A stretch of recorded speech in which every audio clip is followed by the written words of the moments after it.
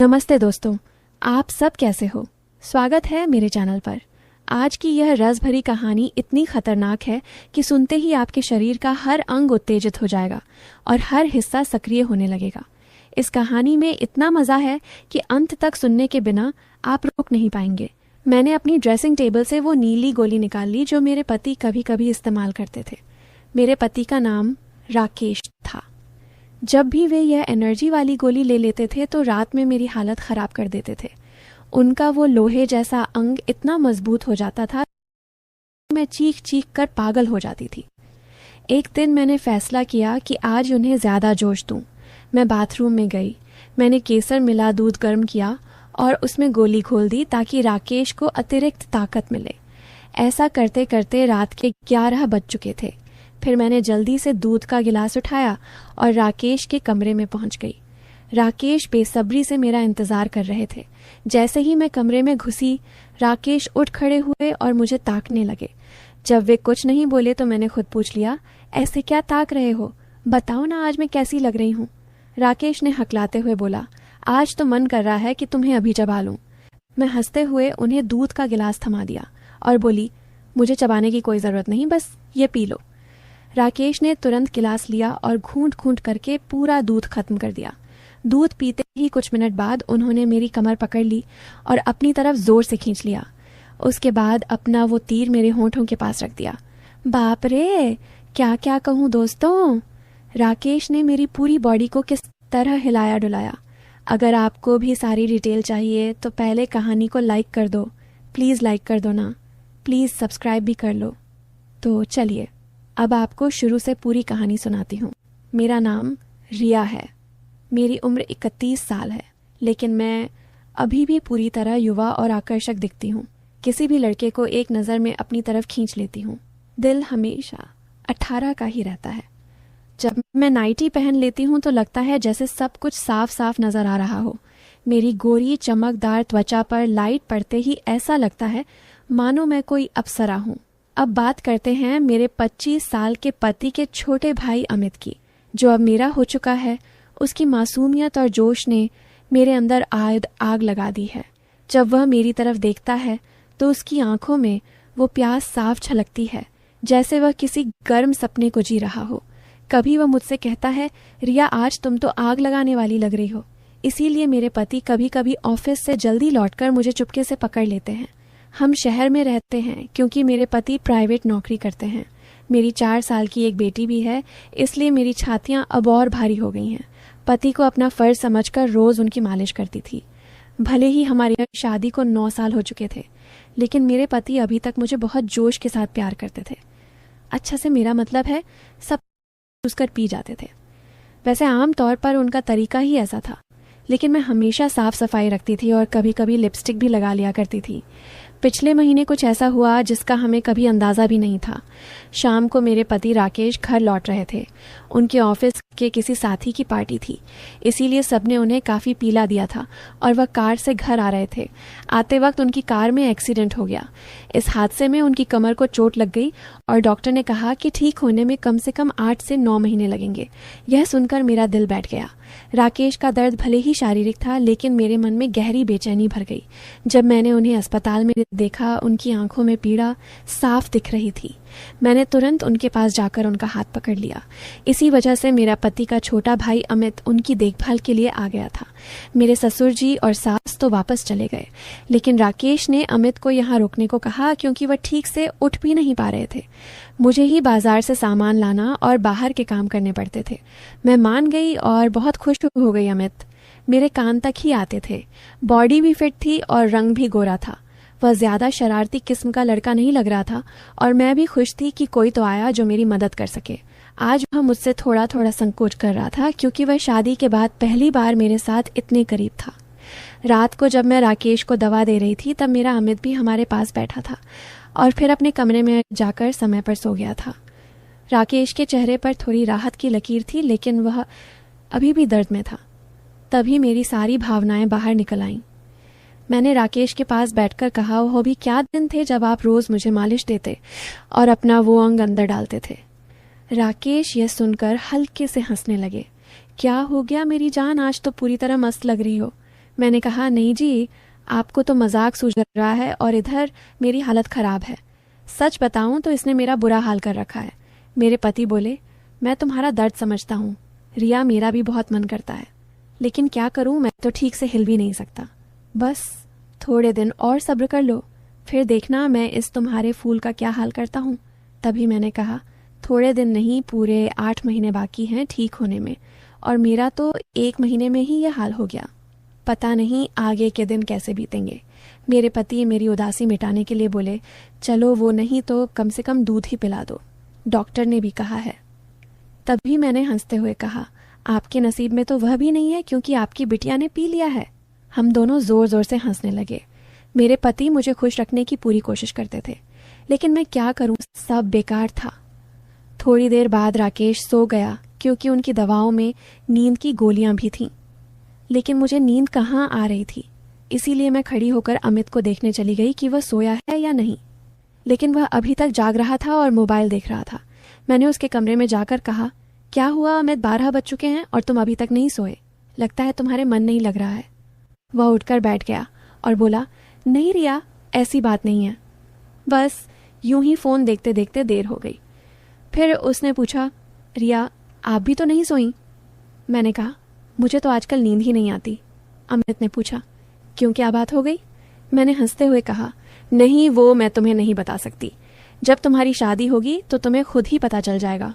मेरे मुंह से ऐसा सुनते ही अमित ने अपनी नज़रें नीचे कर लीं और अंदर ही अंदर मुस्कुराने लगा। तभी मैंने कहा, अरे तुम तो इतनी सी बात पर शर्मा गए।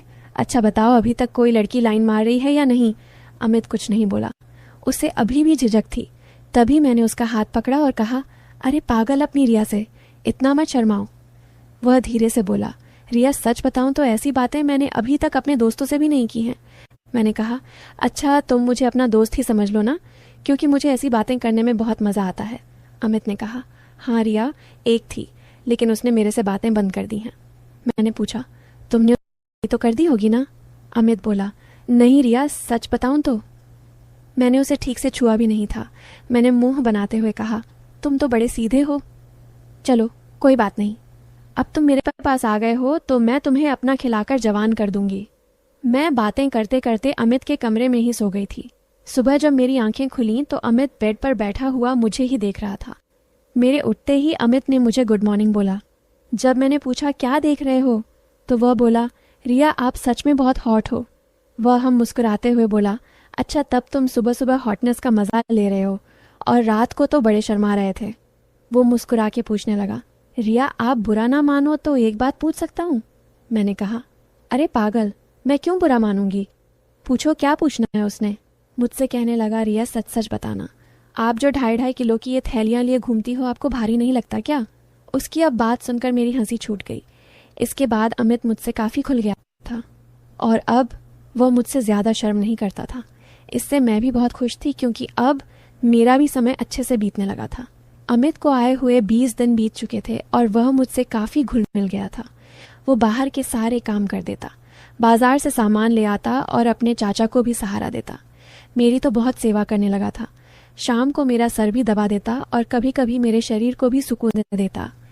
लेकिन मेरी चाहत दिनों दिन बढ़ रही थी और मैं मेरे पति की हालत अब भी वैसी ही थी। अब सब कुछ मेरी बर्दाश्त के बाहर हो चुका था। मैंने सोचा कि अब तो अमित ही है जो मेरी मदद कर सकता है। वैसे मेरे मोहल्ले में भी 2 लड़के रहते थे जो कॉलेज जाते थे। वे भी मुझे देखते थे।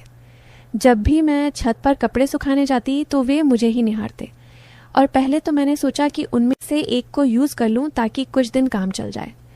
लेकिन फिर मैंने सोचा कि मैं इस घर की इज्जत हूँ और कल को पता नहीं यह मुझे या मेरे पति को बदनाम कर दें, इसीलिए मैंने उन्हें इग्नोर किया। लेकिन अमित तो घर का ही है, इसीलिए मैंने तय कर लिया कि वही मेरी मदद करेगा। आज मैंने पक्का इरादा कर लिया कि आज अमित से काम ले ही लूँगी और अपने सूखे हुए बगीचे को अमित से ही सींचवा लूँगी। उसके बाद मैं किचन में खाना बनाने चली गई। जैसे ही अमित नहाकर ताज़ा होकर किचन में आया, मैंने दूध निकालने का बहाना बना दिया। मैं किचन में हाउस नीचे करके दूध निकाल रही थी। मेरी बेटी अब भी नानी के घर गई हुई थी, क्योंकि घर में उसे देखने वाला कोई नहीं था, इसलिए अब बाकी का दूध निकालना पड़ता था और घर में मेरे पति और अमित के अलावा कोई नहीं था। तो मुझे डर भी नहीं था। जैसे ही अमित अंदर आया वह मुझे देखकर एकदम हक्का बक्का हो गया और कहने लगा, सॉरी रिया, मुझे माफ़ कर दो। मैंने देखा नहीं और बाहर जाने लगा। तभी मैंने उसे रोक लिया। अरे अमित, क्या हुआ? कोई बात नहीं, अंदर आ जाओ। अमित बोला, रिया ऐसे मैं अंदर कैसे आऊँ? मैंने कहा, ऐसे वैसे मत करो और जल्दी से आकर मेरी मदद करो। अमित का मन भी कर रहा था, लेकिन मैं उसकी रिया थी, इसीलिए वह थोड़ा हिचक रहा था। फिर मैंने उसे कहा, अरे इतना क्या शर्मा रहे हो? अब जल्दी से आओ और मेरी मदद करो। धीरे धीरे अमित किचन में आ गया और पास आकर खड़ा हो गया। वह मुझे देखता ही रह गया। तभी मैंने कहा, ऐसे क्या घूर रहे हो? क्या तुमने आज तक नहीं देखा? वह बोला, माँ कसम रिया, मैं आपको बता नहीं सकता कि मुझे कैसा लग रहा है। बहुत ही कमाल है रिया। मैंने कहा, तारीफें करना छोड़ो और यहाँ मेरी मदद करो। तभी अमित बोला, रिया मुझे नहीं पता कैसे करना है। तो मैंने कहा, अरे बेवकूफ़, इसमें कुछ नहीं करना। ये लो पकड़ो और बस धीरे धीरे दबाओ। थोड़ी देर बाद जब अमित के हाथ तेज़ होने लगे तो मैंने सोचा कि अब मेरा आगे झुककर सही से काम करने का समय है। मैं आगे की झुकी और अमित ने पीछे से मेरी देखभाल करने लगा। लेकिन कुछ देर में ही अमित का सामान से पानी निकल गया तो देखा कि अमित का काम तो पहले ही खत्म है। उसे देखकर अब मेरा मन बहुत उदास हुआ, लेकिन फिर भी मेरी हंसी निकल ही पड़ी। मैंने नाराज़गी से अमित को थप्पड़ मारते हुए कहा, यह क्या किया बेवकूफ़, तुमने तो शुरू होने से पहले ही फिनिश कर दिया। इसके बाद जैसे ही अमित का जोश उतरा, उसने हड़बड़ाते हुए कहा, सॉरी रिया सॉरी, वो मैंने ऐसा कभी नहीं किया, इसलिए मुझसे ऐसा हो गया। मैं अभी जाकर साफ करके आता हूँ। और उसने मेरी एक भी बात नहीं सुनी और तुरंत किचन से चला गया। मैंने भी उसे ज़्यादा नहीं रोका क्योंकि मैं समझ चुकी थी कि यह उसके लिए इतना आसान नहीं होगा। इस चक्कर में आज खाना भी लेट हो गया था, इसीलिए मैंने जल्दी से खाना तैयार किया और राकेश को कमरे में देने के लिए चली गई। वह अभी बैठे बैठे खाने का इंतज़ार कर रहे थे। राकेश बिल्कुल सीधे साधे और नरम दिल वाले आदमी हैं। वह मेरी बहुत चिंता करते हैं। जब मैं उनके लिए खाना लेकर गई तो पूरा पसीने से तर हुई थी। मुझे देखकर वह बोले, इतनी जल्दबाजी क्यों करती हो? रिया, धीरे धीरे काम कर लिया करो ना, देखो तुमने अपना क्या हाल बना लिया है। तब मैंने उन्हें छेड़ते हुए कहा, यह तो कुछ भी नहीं है। जब तुम काम करते हो तो मेरा इससे भी ज़्यादा बुरा हाल हो जाता है, और तब तो मैं तुम्हें रुकने के लिए भी कहती हूँ, लेकिन तुम तो हाँ कहकर स्पीड बढ़ा देते हो। मेरे मुंह से ऐसा सुनकर मेरे पति मुस्कुराने लगे। तुम भी ना रिया, कहाँ की बात कहाँ ले जाती हो। इसके बाद राकेश ने खाना खा लिया और मैंने उन्हें दवाई भी दे दी। दवाई लेने के बाद उन्हें नींद आ गई और वह आराम करने लगे। मैं भी काफ़ी थक चुकी थी, इसलिए मैं नहा धोकर ताज़ा हो गई। इसके बाद मैं अमित के कमरे में उसे देखने के लिए गई तो वह भी सो चुका था। फिर मैं भी आकर आराम करने लगी। शाम को जब मैं अमित को चाय देने गई तो वह बैठा फ़ोन चला रहा था। मुझे देखकर उसके चेहरे पर मुस्कान आ गई। मैं भी उसे देखकर हंसने लगी और मैंने उससे पूछ लिया, क्या बात है अमित, आज तो तुम काफ़ी रिलैक्स लग रहे हो। तो वो बोला, रिया, वो मैंने पहली बार ऐसा एक्सपीरियंस लिया था। प्लीज़ आप बुरा मत मानना, मैं सच बता रहा हूँ, बिल्कुल मेरे से काम नहीं बन पाया। तभी मैंने उसे रोकते हुए कहा, अरे बेवकूफ़, मैं कब बुरा मानने लगी। वैसे सच बताऊँ तो मुझे भी अच्छा लगा था। इसके बाद मैं अमित को चाय पकड़ा दी और उसके साथ बैठकर पीने लगी। हम दोनों बातें करने लगे। आज अमित के मुंह से मेरे लिए तो फूल ही बरस रहे थे। वह बस मेरी तारीफ़ें ही करता जा रहा था। रिया, आप बहुत स्पेशल हो। मैं तो सोच रहा हूँ कि ज़िंदगी भर आपके साथ ही रहूँ। इन 20 दिनों में मुझे जन्नत जैसा लग रहा है, और ऊपर से आपकी खूबसूरती। मैंने मुस्कुराते हुए कहा, आज तो तुम्हारे मुंह से सिर्फ तारीफ़ें ही निकल रही हैं। लगता है। अमित मेरा हाथ पकड़कर बोला, आप सही कह रही हैं रिया, अब आपको भी मेरे काम में मेरी मदद करनी होगी। अब तो आपको मेरी बात माननी ही होगी। प्लीज़ रिया, मना मत करना। बस एक बार के लिए मेरी गर्लफ्रेंड बन जाओ। इसके बाद आप जो भी कहेंगी मैं करूँगा। जब अमित सब कह रहा था तो उसका चेहरा लाल हो गया था और मेरी हंसी फूट पड़ी थी। मैंने उसके सर पर हाथ फेरते हुए कहा, अरे पगले, इतना सीरियस क्यों हो रहे हो? बताओ, मैंने तुम्हें कभी किसी चीज़ के लिए मना किया है? वैसे भी अब तुम्हारे मामा तो वैसा भी मेरे काम में मेरी मदद नहीं कर पाते हैं, और तुम इतना शर्माओ मत। अगर इतना शर्माओगे तो कैसे चलेगा। इतना कहने के बाद मैं बोली, आगे से अब तुम्हारे साथ ही सोऊंगी, बस तुम मेरा सर्विस अच्छे से करना। दोस्तों, कैसी लगी आपको रसभरी कहानी? अगर अच्छी लगी हो तो कमेंट में ज़रूर बताएं, और साथ ही साथ इस चैनल को भी सब्सक्राइब कर दें ताकि मैं इससे भी और ज़बरदस्त कहानियाँ आपके साथ शेयर कर सकूं। और प्लीज़ लाइक करना नहीं भूलना, आप सब जानो। धन्यवाद। वेट करें इसके आगे वाले पार्ट।